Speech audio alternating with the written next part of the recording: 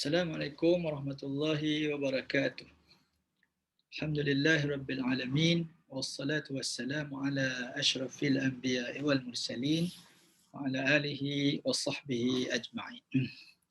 Jadi pada hari ini kita akan sambung bacaan kita pada kitab kita ni lah. Okey. Okay. Jadi selepas pada waba'du فيقول الفقير إلى رحمة ربه القريب المجيب محمد الشربيني الخطيب إن مختصر الإمام العالم العلامة الحبر البحري الفهامة شهاب الدنيا والدين أحمد ابن الحسين ابن أحمد الأصفهاني الشهير بأبي شجاع المسمى بغاية الاختصار لما كان من أبدع مختصر في الفقه صنف وأجمع موضوع له فيه على مقدار حجمه ألف التمس مني بعد الأعزة علي المترددين إلي أن أضع عليه شرحا يوضح ما أشكل منه ويفتح ما أغلق منه ضاما إلى ذلك من الفوائد المستجدات والقواعد المحررات. Okey. Jadi di sini sambung berkatalah Syekh kita rahimahullah ta'ala Syekh Syirbini Al-Khatib sesungguhnya mukhtasar kepada Al-Imam Al-Alim. Jadi Al-Imam Al-Alim yang semua sekali ni dia punya gelaran lah kepada siapa? Kepada Ahmad Ibn Husain. Itu nama betul. Yang terkenal dia dengan Abi Syuja'. Jadi mukhtasar Abi Syuja'. Mukhtasar maknanya ialah ringkasan. Seperti yang kita terang dahulu yang di asalnya fiqh itu luas, disertakan dengan dalil-dalilnya, kemudian keterangan kepada dalil-dalilnya. Maka dicapailah hukum, keputusan dia yang ini syarat, yang ini hukum, yang ini yang perkara yang membatalkan dan seumpama. Jadi diambil semua hukum-hukum itu dijadikan nota padat. Nota padat itu dipanggil mukhtasar, ringkasan. Jadi ringkasan inilah yang dijadikan sebagai asas untuk disyarahkan. Apabila mukhtasar ini dijadikan asas untuk disyarahkan, maka dipanggil dia sebagai matan.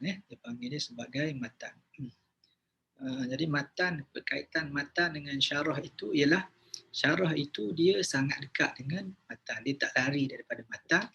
Dia mensyarahkan matan. Umpama dia seperti kenaikan lah. Orang yang menaiki kuda ibaratnya. Ibaratnya matan itu seperti kuda lah. Syarih itu orang yang menunggangnya, yang menunggang matan tadi, menghalakan dia, untuk menerangkan tentang dia. Itu lebih kurang makna dia lah. Lebih kurang. Baik. Jadi asalnya mukhtasar lah. Mukhtasar. Lawan pada mukhtasar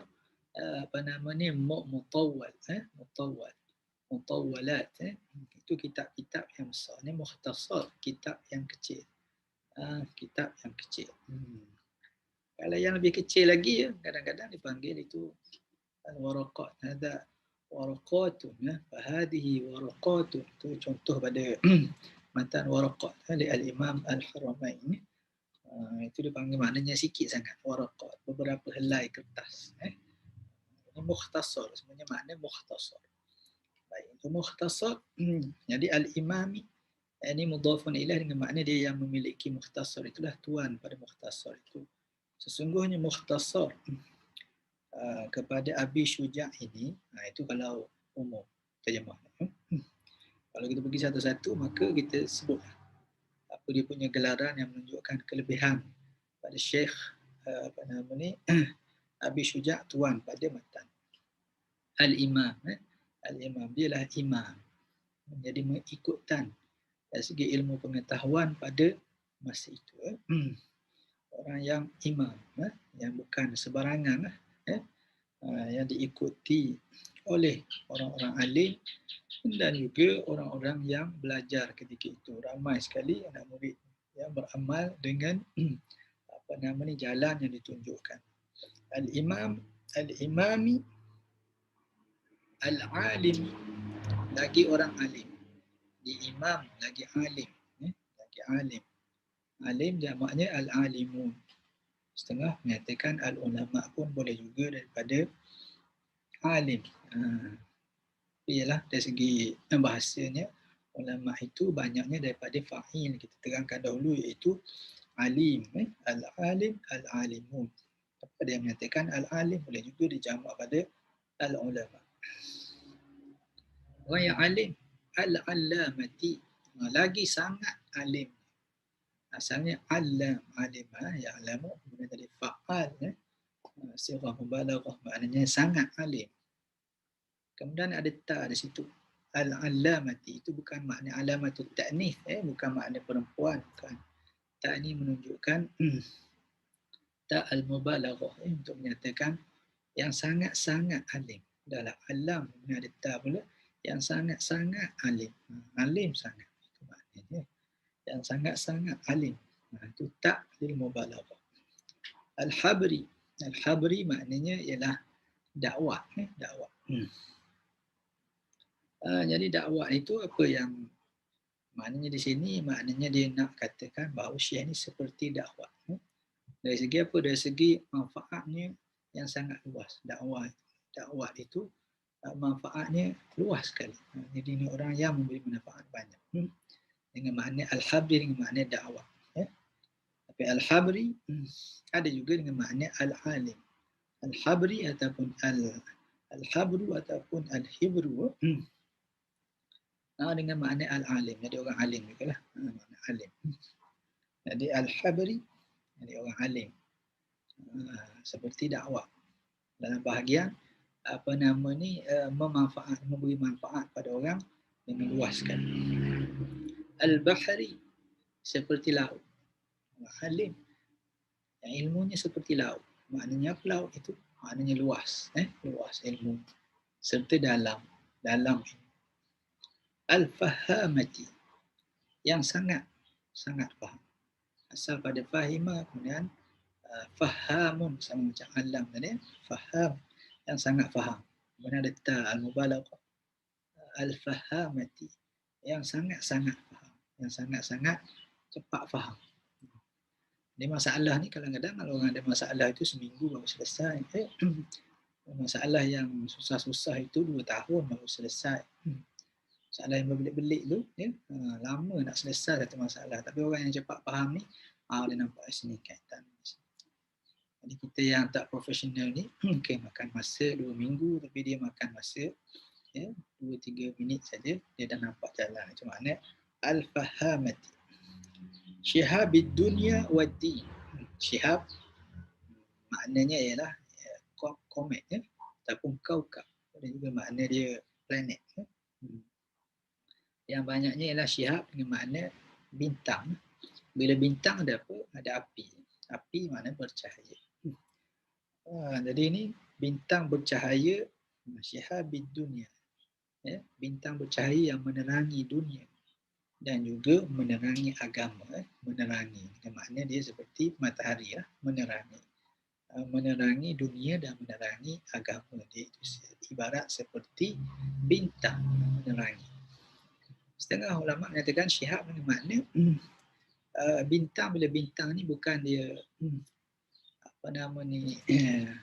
menerangi saja, tapi dia membakar. Membakar apa? Membakar hujah-hujah pihak yang salah, membakar was-was, membakar sehingga teranglah kebenaran. Itu makna syihab. Itu dengan satu makna. Satu makna menerangi, wajah syabah dia boleh makna menerangi, boleh juga dengan makna membakar kebatilan. Kerana panas dia itu membakar kebatilan.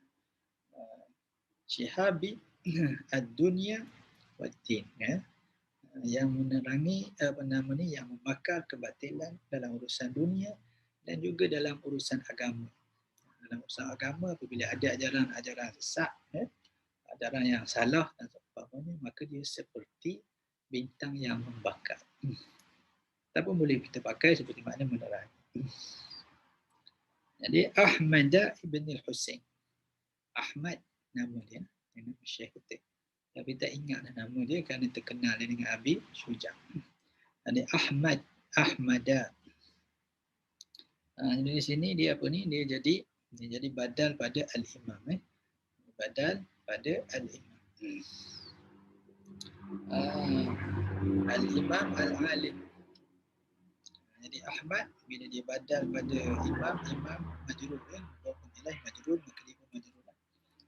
Jadi majrur bil fathah. Ahmada. Jadi Ahmadi kerana dia mamnu' min as-sarfi. Lil alamiyati wa wazni al-fi'li ya. Kerana nama orang yang nama di atas wazan fi'il atas wazan fi'il. Jadi Ahmad itu asal pada hamida. Kalau hamida maknanya memuji. Kalau Ahmadu itu jadi fi'il mudhari' untuk ana, untuk saya. Saya memuji. Tapi di sini bukan untuk digunakan sebagai fi'il, tapi nak digunakan sebagai nama. Maka orang Arab menjadikan dia sebagai mamnu' min as-sarfi, iaitu tidak boleh ditanwinkan dan tidak boleh menerima baris bawah. Maka dia majrur bil fathah. Jadi apa nama ni? Ahmad ibni al-Husaini ibni Ahmad al-Asfahani. Asfahan sekarang ni di apa nama ni? Di Iran sekarang al-Asfahan. Jadi dulu dipanggil itu apa nama Irak lah panggil Ardus Sawat ni. Okey. Jadi al-Asfahani. Ini ramai yang tulis sejarah orang Islam ni, ramai yang tulis apa asal Asfahan ni. Dikatakan dia keturunan daripada Nabi Nuh alaihissalam, seorang bernama cucu dia yang berapa keturunan nama dia Asfahan. Itu boleh dirujuk dalam kitab-kitab tarikh lah, kitab tarikh. Al-Asfahani di pusat ilmu pada suatu ketika dahulu. Asy-Syahiri, asy-Syahir bermakna al-masyhur. Syahir yang terkenal dia. Ahmad ni terkenal dia dengan bi Abi Syuja', dengan nama dia Abi Syuja'. Ini dipanggil kunyah kunyah. Abi Syuja', bapa kepada keberanian. Jadi kita tak tahu Syuja' tu ada nama anak dia. Biasanya kunyah ni dengan abu ataupun dipanggil kunyah. Biasanya dia ambil nama anak yang sulung, anak sulung. Abu Salamah, Ummu Salamah, Abu apa nama? Abu Muhammad. Kalau Imam Asy-Syafi'i, Abu Abdillah. Tapi tidak semestinya nama anak. Macam Aisyah radhiyallahu anha dipanggil Ummu Abdillah. Ummu Abdillah. Aisyah radhiyallahu anha tak ada anak. Tapi Abdullah itu adalah anak saudaranya, Abdullah ibnu Az-Zubair ibnu Al-Awwam. Pada kakaknya Asma. Jadi digelar dia dengan nama Ummu, digelar kunyahnya dipanggil kunyah. Tadi panggil laqab. Kunyahnya ialah Ummu Abdillah. Syafi'i kunyahnya Abu Abdillah. Kunyah ni jaranglah tempat kita panggil abu itu. Maka itu dipanggil kunyah. Macam Sayyidina Umar, Abu Hafsin, bapa singa. Kadang-kadang tidak berkait dengan ahli keluarga, kadang-kadang. Jadi di sini Abi Syuja' itu dipanggil kunyah. Abi Syuja' al-musamma yang dinamakannya. Sifat pada mukhtasar tadi lah. Ada sifat ni dalam keadaan makrifah lah. Kerana mukhtasar sudah pun diidhafahkan kepada makrifah. Maka dia pun jadi makrifah. Ada sifat dia pun datang dalam bentuk makrifah. Al-musamma yang dinamakan dia bi ghayatil ikhtisari, dinamakan dia dengan yang teramat ringkas. dinamakan dia dengan yang teramat ringkas. Jadi ini ayat dia panjang lah kerana ujian dia itu banyak. Nak kata dia orang alim sangat. Dia orang hebat sangat, dia tak lokek lah dalam ujian itu. Jadi orang ni dia memuji orang lain tinggi, banyak tinggi. Dia tak puji diri dia tinggi, puji apa? Puji tok guru dia tu tinggi, tinggi puji-pujian. Zaman sekarang ni dia puji diri tu tinggi. Orang lain direndahkan. Tengok dia ni, dia bilang tengok macam mana dia bilang hebatnya pada musannif kepada yang menulis matan, tulis dia. Itu maknanya satu penghargaan lah. Sebab nak tulis matan yang baik seperti itu bukan senang. Bahkan dipuji juga. Dipuji juga matan tadi. Macam mana dipuji matan? Dipuji. Dia kata sesungguhnya matan Abi Syuja' itu kalau ringkas tu. Kalau kita buang gelaran dia sama sekali.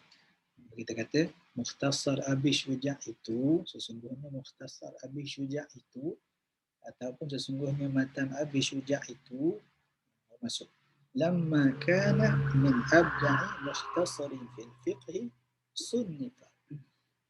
Maka lamma tatkala lamma ni adalah ada tu syartin, syarat. Jadi dia akan ada jumlah syarat dan jumlah jawab. Jumlah syarat dia bermula pada kana, jawab dia dekat iltamasa. Tatkala adalah kana, biasa kita terjemah adalah kalau fa'il madhi. Tatkala adalah apa? Adalah mukhtasar imam tadi Abi Syuja', mukhtasar matan Abi Syuja' itu mana kita tahu itu dhamir mustatir. Dhamir mustatir pada kana itu mana isim kana dhamirun mustatirun taqdiruhu huwa ya'udu ila mukhtasari mukhtasari imam. Baik. Jadi tatkala adalah mukhtasar Abi Syuja' itu min abda'i mukhtasari, daripada seelok-elok mukhtasar. Seelok-elok mukhtasar. Abda'i ni maknanya yang paling inovatif. Kata cantik pun boleh, inovatif pun boleh. Yang paling inovatif, yang paling elok. Ialah sebab daripada yang paling elok daripada kalangan ringkasan-ringkasan fil fiqhi, di dalam ilmu fiqh. Dalam ilmu fiqh, dalam ilmu fiqh ni maksudnya ilmu fiqh mazhab Syafi'i di sini. Jadi merupakan sebaik-baik mukhtasar di dalam fiqh sunnifa yang pernah disusun. Mengenai pun susun banyak matan. Maka dia kata ini yang paling baik dari segi ringkasan, inilah yang paling baik yang pernah disusun, yang pernah ditulis. Wa ajma'i mawdu'in lahu fihi ala miqdari hajmihi ulifa. Dan ajma'i yang paling banyak mengumpulkan mawdu'in, yang banyak mengumpulkan tajuk-tajuk, yang masail, banyak mengumpulkan tajuk-tajuknya. Lahu baginya. Sini susah sikit. Lahu balik pada siapa? Fihi di dalam fiqh itu. Yang paling banyak masalah-masalah baginya di dalam fiqh. Jadi lahu ini kata pengarang Hasyiah Al-Bujairi ni rahimahullah ta'ala balik pada sunnifa ini, kemudian sunnifa tasnifa, balik pada tasnif di dalam balik pada dalam tasnif di dalam fi'il sunnifa, fil fiqhi sunnifa tasnifa. Jadi sini wa ajma'a mawdu'in lahu, yani mawdu'in litasnif fihi, di dalam pengarangan, di dalam pengarangan, di dalam penulisan di dalam fiqh. Maka dialah yang paling banyak mengumpulkan masalah-masalah maknanya tajuk-tajuk lah, mengumpulkan tajuk-tajuk. Tajuk-tajuk, okey, ni semayang Kemudian apa yang apa syaratnya, kemudian apa yang rukunnya, kemudian satu syarat dia begini, satu syarat yang begini, apa yang sunatnya, apa yang abadnya, apa yang hayatnya, begitu. Maka dia susun. Maka banyak masalah yang disusun itu panjang. Masuk sampai haji, masuk sampai apa nama ni, masuk sampai hudud. Semua sekali dikumpul. Maka kata dia, ini ajma'i mawdu'in lahu litasnifi fihi. Ini kena tulislah sikit lahu tu balik pada tasnif itu susah. Kita nak cari tu susah. Nak fikir tu maknanya perlu pada bahasa Arab kita tinggi sangat. Kadang tak sampai kita. Tapi ialah itulah khidmat apa nama ni muhasyi pula. Sedangkan pada kita nak cari kat mana dia punya balik dia. Nak balik pada apa nama ni? Balik pada domain tadi. Domain ini bila ada domain mesti ada tempat balik. Kecuali domain asya'ni, domain asya'ni. Itu domain yang tak ada tempat balik. Yang ni kena ada tempat baliknya, maka dia kata balik pada litasnif. Tasnif ada kat mana? Pada dalam sunnifah.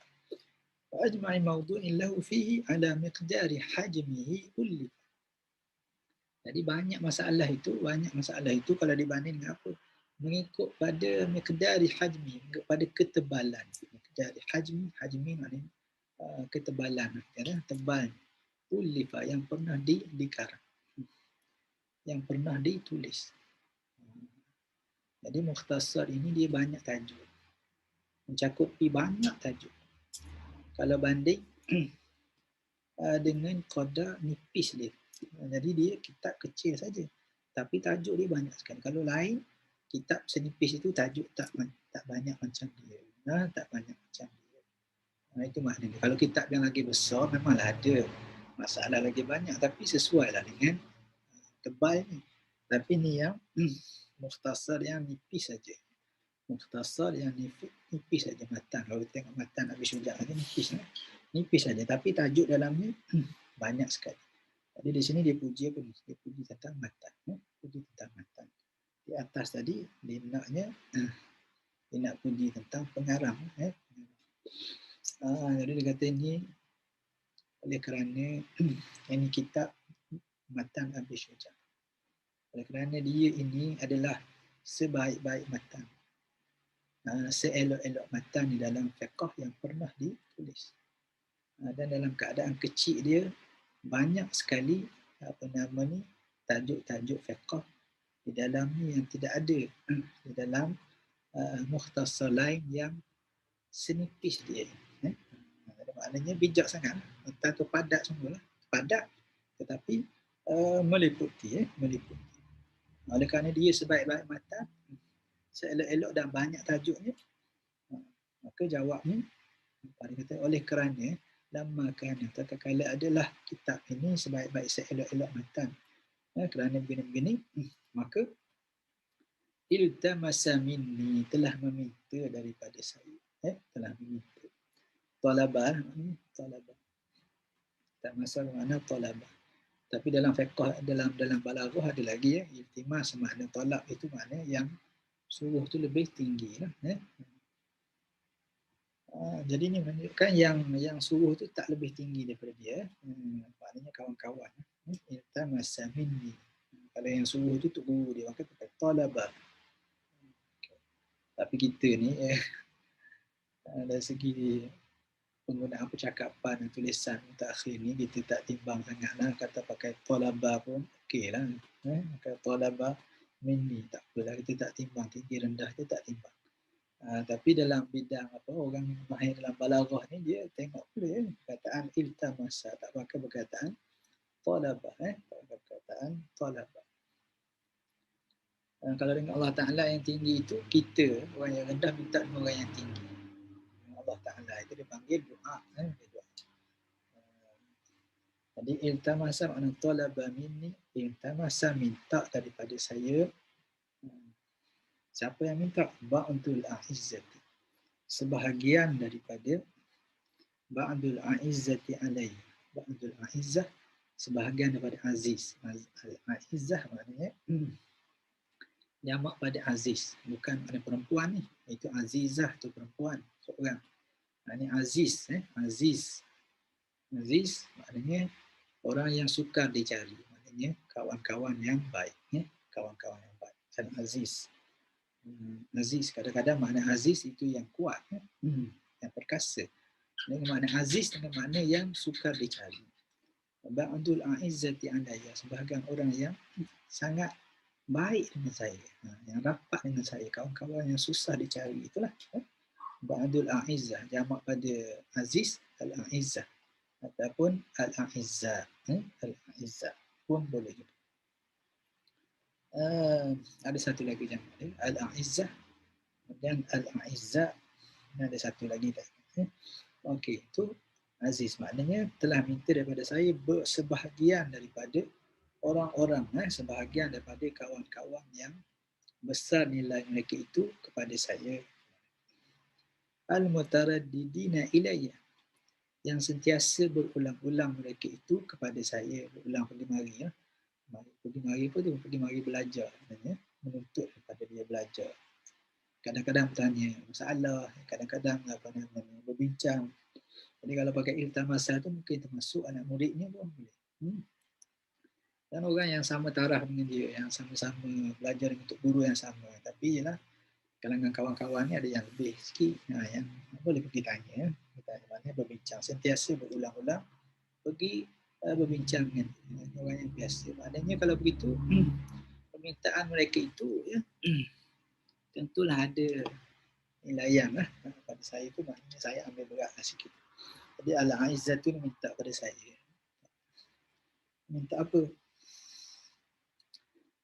Minta apa? Dia minta an adha alaihi. Itu fa'il dia ba'du. Ada maf'ulun bih dia. Maf'ulun bih dia ialah masdar muawwal, iaitu an adha alaihi syar'an. Adha. Bahawa an adha, bahawa meletakkan ke atasnya, meletakkan oleh saya ke atasnya, ke atas mukhtasar itu syarhan, dengan satu syarh, meletakkan. Jadi wada'a, asalnya wada'a yadahu. Ini misal, ya, misalul wawi.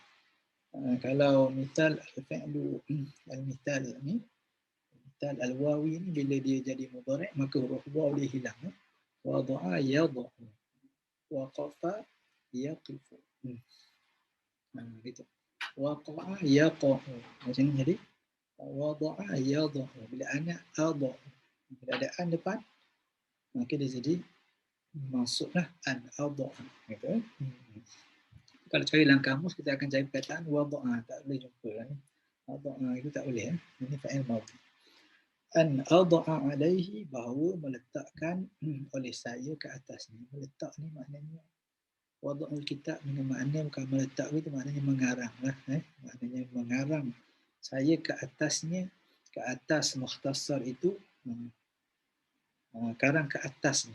Itu seperti tadilah, seolah-olah matan itu jadi tunggangan, ya. Maka saya letakkan di atasnya dengan syarah. Syarah itu berada di atasnya seperti penunggang yang mengikut dia, syarhan, satu syarah. Yang memandu dia. Jadi yang memandu kuda tadi siapa? Syarih lah yang memandu dia, memandu dia. Nak terangkan, itu makna lebih kurang. Nak bagi nampak hissi dia, tapi bukanlah makna begitu tu, dari segi apa nama ni, maknawi lah, maknawi. Nampak gambaran dia itu. Jadi letakkan syarah ke atasnya. Jadi walaupun kuda itu hebat lah, tapi tak boleh diberi manfaat. Tak boleh, tak sampai, orang tak sampai, tak boleh bawa ke mana-mana. Maka ada syarah tadi, maka nampak hal tuju.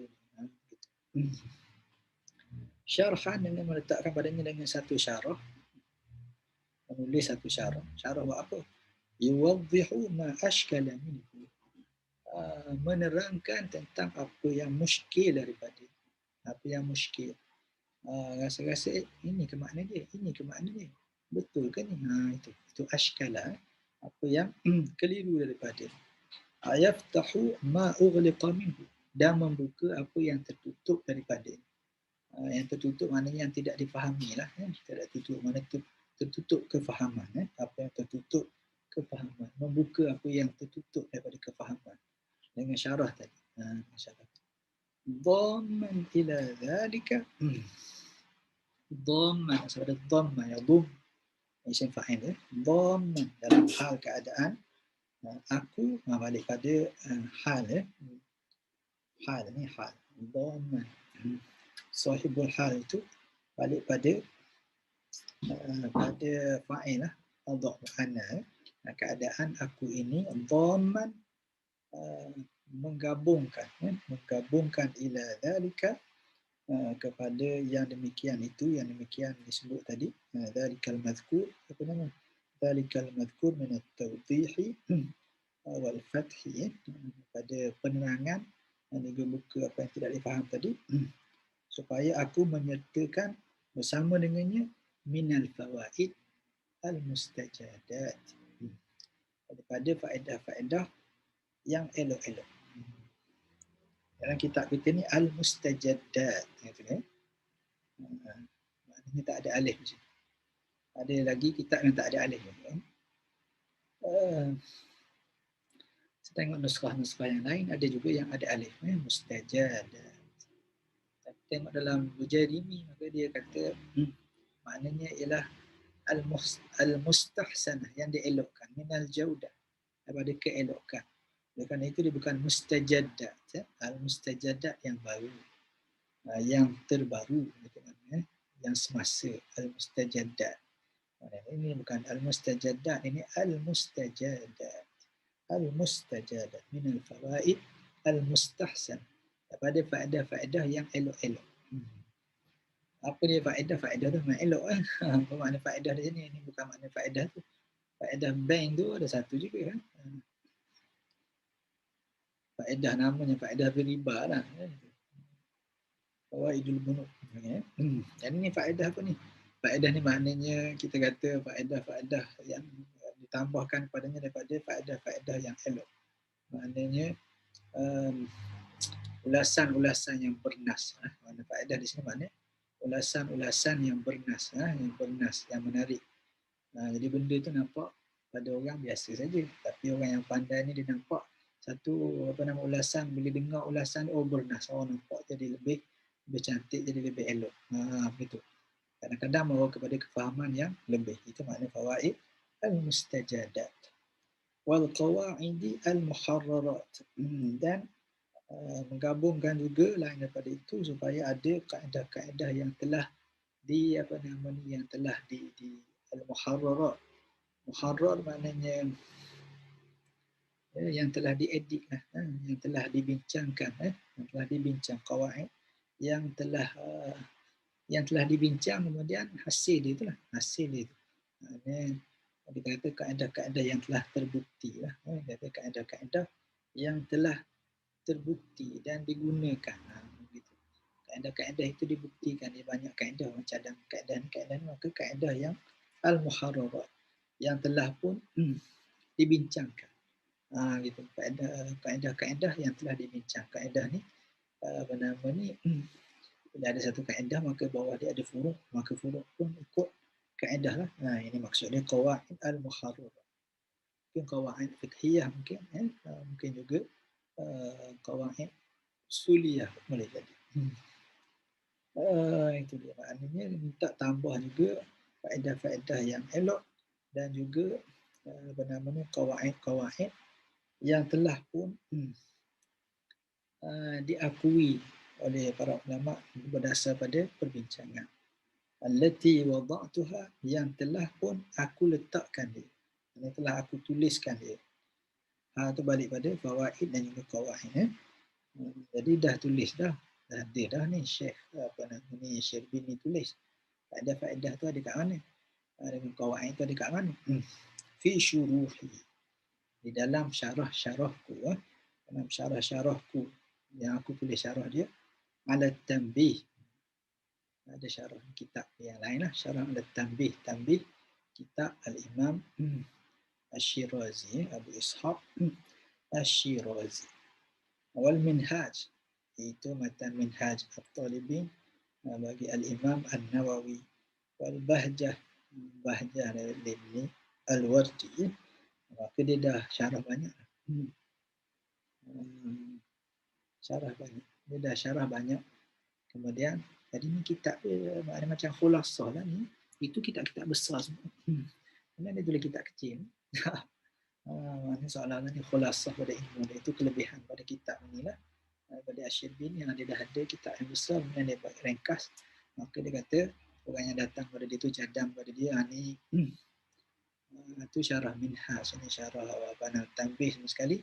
Di dalamnya engkau tolonglah tulis ni syarah apa ni? Syarah yang ringkas ni, syarah Abi Syuja'. Kau terang apa yang tak faham sama sekali, apa yang keliru. Samping itu ada juga ulasan-ulasan bernas dalam syarah yang lama dan juga qawaid.